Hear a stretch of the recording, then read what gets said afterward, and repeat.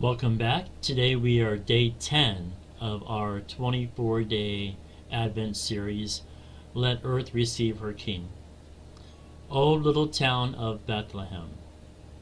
But you, O Bethlehem Ephrathah, who are too little to be among the clans of Judah, from you shall come forth for me one who is to be ruler in Israel, whose coming forth is from the old, from ancient days.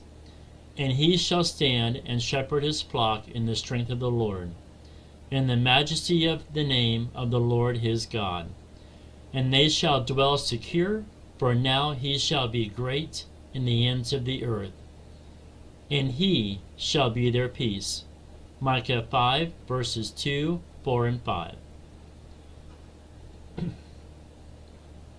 70 years ago, the pastor and Bible translator J.B. Phillips delivered a series of lectures that later became a book. In one address, he made this observation: "We face today a world torn and divided. So widespread is the distress of nations, so complex the problems which face every thinking Christian, that I think we may be forgiven if our hearts sometimes fail us. But for our comfort, we may fairly remind ourselves that the worldwide tensions and sufferings only seem to us to be more overwhelming than they did to us or to our forefathers, because we are much better informed about them through modern means of news transmission than they could ever be." No, that is so true. We hear about everything that goes on worldwide, good or bad, in the blink of an eye. As soon as it's reported, we hear about it. And that causes so much stress among Christians. Phillips was referring to technology like newsreel radio broadcasts. Can you imagine what he would make of our things like social media, smartphones, and 24-hour news channels? It's never been easier to stay informed. In some ways, that is a blessing. In other ways, it is overwhelming and anxiety-inducing. Each technological breakthrough comes with the promise that it will bring people together, and yet, in every generation, people still find peace elusive even as they long for it. That is so true. Micah's generation was no different. The people yearned for peace. Nearly 7 centuries before Christ's first advent, foreigners had besieged Jerusalem, and the city's people could barely lift a finger in their own defense. They were a subjugated people, unable to gather enough troops together to fight back against the enemy. Theirs was a picture of absolute disgrace. It must have been a very confusing time for God's people. They were supposed to be a chosen people, set apart for God, the carriers of his great promises to bless and restore the world. But now it appears that all of that was about to be destroyed. They likely would have thought to themselves, "Where are God's promises? Will we ever again find peace?" The answer is not what they expected. Hope was coming, Micah announced, but the surprise was where the hope was coming from. The promised ruler who would reverse the defeats, heal the divisions, and bring peace would not come from Jerusalem, but from Bethlehem.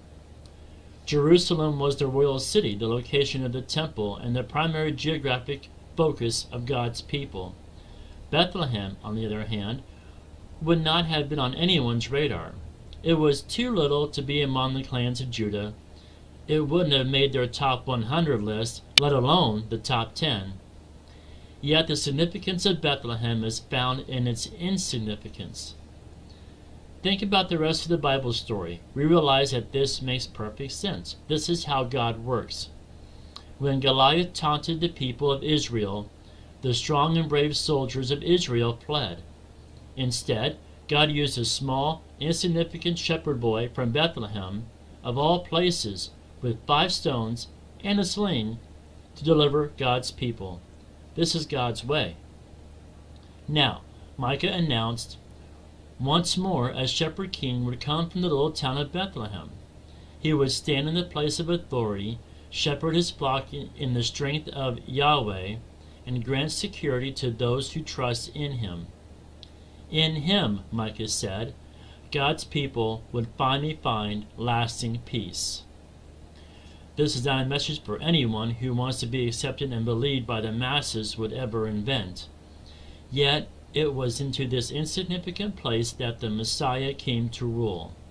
The one who lay in a Bethlehem food trough was the one with a never-ending kingdom which surpasses all other kingdoms. The birth of the one through whom all things were made was announced to a few insignificant shepherds instead of the cultural elites. Recognizing the pattern of God's ways in ancient days enables us to recognize that this is exactly the kind of thing we should expect at the first Christmas. For this is how God works, in the quiet places, in the forgotten places, and through those who are weak and unimpressive. It readies us for the reality that the one upon whom all God's promises rested would die a humiliating death on a cross. It reminds us that this is God's way and always has been.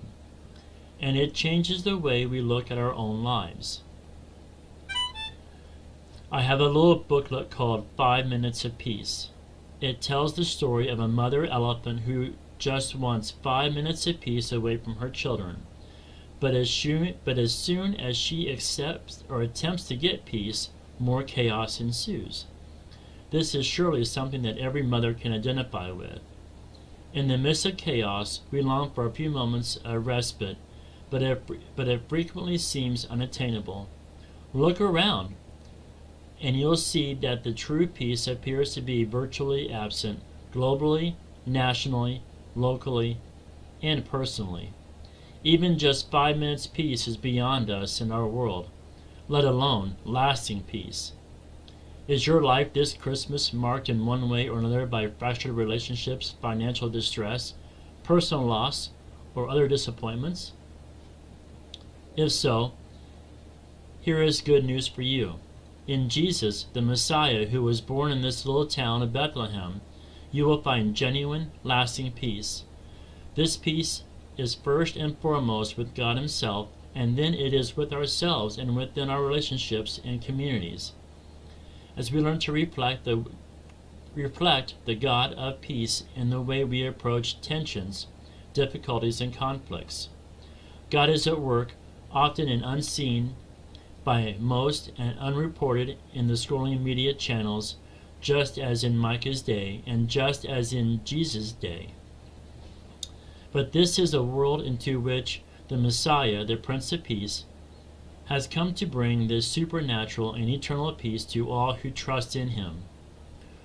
Whatever else you face, you can enjoy the peace with your Creator that He died to win for you.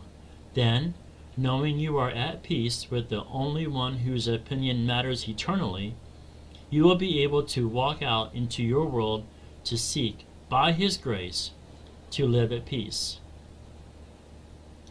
Today, let's look at a couple of things. Is there a relationship that you can seek to bring peace to today, empowered by knowing you are already at peace with God?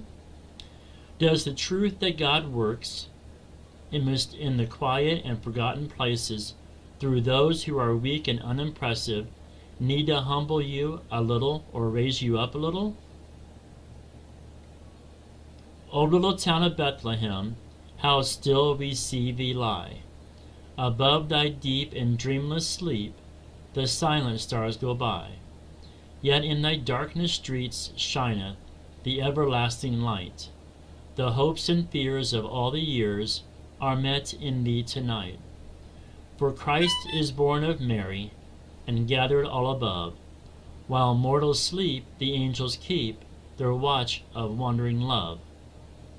O morning stars, together proclaim the holy birth, and praises sing to God the King, and peace to men on earth.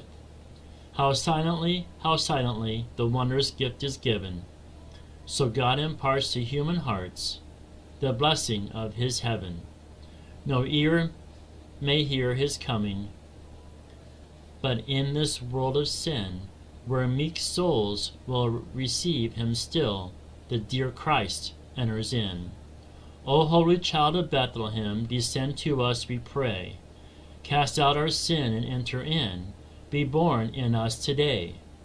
We hear the Christmas angels the great glad tidings tell. O come to us, abide with us, O Lord Emmanuel. In case you didn't know, that's O Little Town of Bethlehem by Phillips Brooks.